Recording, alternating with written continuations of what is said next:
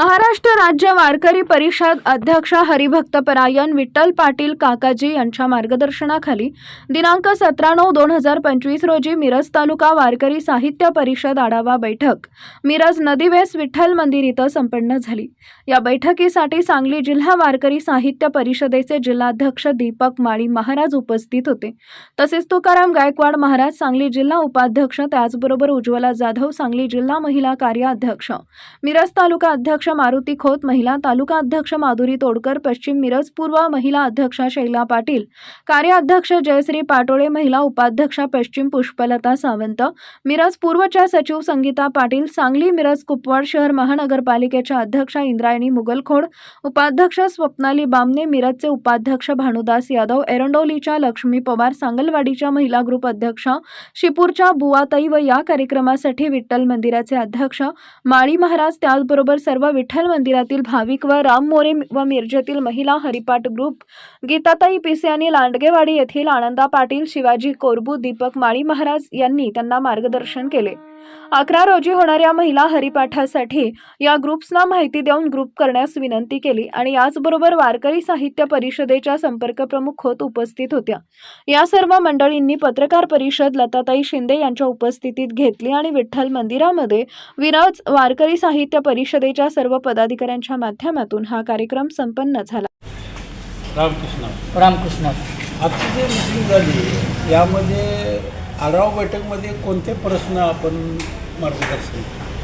आजची जी आढावा बैठक होती ती आमची वारकरी साहित्य परिषदेचे महाराष्ट्राचे अध्यक्ष विठ्ठल पाटील काकाजी यांच्या मार्गदर्शनाखाली ही महाराष्ट्रात अविरतपणे 36 जिल्ह्यात ही वारकरी साहित्य परिषद आमची आज रोजी आहे आणि या वारकरी साहित्य परिषदेचा येणारा उद्याचा 14वा वर्धापन दिन या निमित्ताने काकाजींच्या मार्गदर्शनाखाली प्रत्येक जिल्ह्यात आमचा महिला हरिपाठ आयोजित आहे। तिथं या महिला हरिपाठ स्पर्धा यासाठी मिरज तालुक्यातील सर्व पदाधिकारी इथं बोलवून या संदर्भातली आढावा बैठक आजची इथं या विठ्ठल मंदिर येथे उपस्थित संपन्न झाली आणि या स्पर्धेचे बक्षीस वितरण जी काकाजींनी जी बक्षीस लावले प्रत्येक जिल्ह्यातले एकाच ठिकाणी एकाच वेळेत 36 जिल्ह्यात एकाच वेळे आणि 4 महानगरपालिका इथं एकाच वेळेत ही हरिपाठ स्पर्धा होणार आहे आणि या स्पर्धेसाठी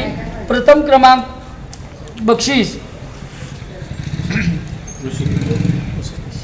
ऋषिकेश हरिद्वार, द्वितीय क्रमांक कन्याकुमारी आणि तृतीय क्रमांक जगन्नाथपुरी, चौथा क्रमांकासाठी तिरुपती आणि विशेष पुरस्कारासाठी मथुरा येथे 20 महिलांची प्रत्येक जिल्ह्यातनं जे गट ज्या ठिकाणी ज्या क्रमांकाला जे नंबर येतील तेथे या माध्यमातून आम्ही वारकरी साहित्य परिषदेच्या माध्यमातून सहलीला पाठवणार आहोत। त्यांचा येण्या जाण्याचा खर्च, भोजनाचा खर्च आमची वारकरी साहित्य परिषद करणार आहोत।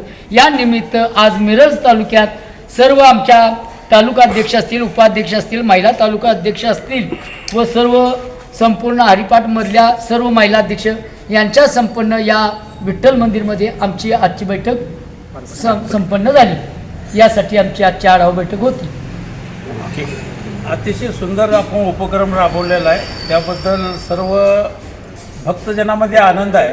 पुन्हा राज्यव्यापी असा कोणता कार्यक्रम आपल्या समोर आहे काय आमच्या महाराष्ट्रामध्ये व्हावा असा? आमचं राज्यव्यापी आंदोलन प्रत्येक वर्षी आमच्या वारकरी साहित्य परिषदेचं अधिवेशन असतं, प्रत्येक जिल्ह्यात संमेलन होत असतं। गेल्या वर्षीचं संमेलन आमचं शिर्डी येथे झालं होतं। येणारं संमेलन अजून काही ते निश्चित झालं नाही, पण ते काकाजींच्या मार्गदर्शनाखाली कोणत्या राज्यात होणार आहे हे तुम्हाला आमचं ही वर्धापन दिन झाल्यानंतर सांगितलं जाईल। आम्ही प्रत्येक ठिकाणी तिथंसुद्धा काकाजींच्या मार्गदर्शनाखाली अशाच पद्धतीचं उपक्रम राबवत असतो आणि आमची प्रत्येक जिल्ह्यातली वारकरी साहित्य परिषदचे सर्व टीम काकाजींच्या पाठीमागं आम्ही मार्गदर्शनाखाली काम करत असतो।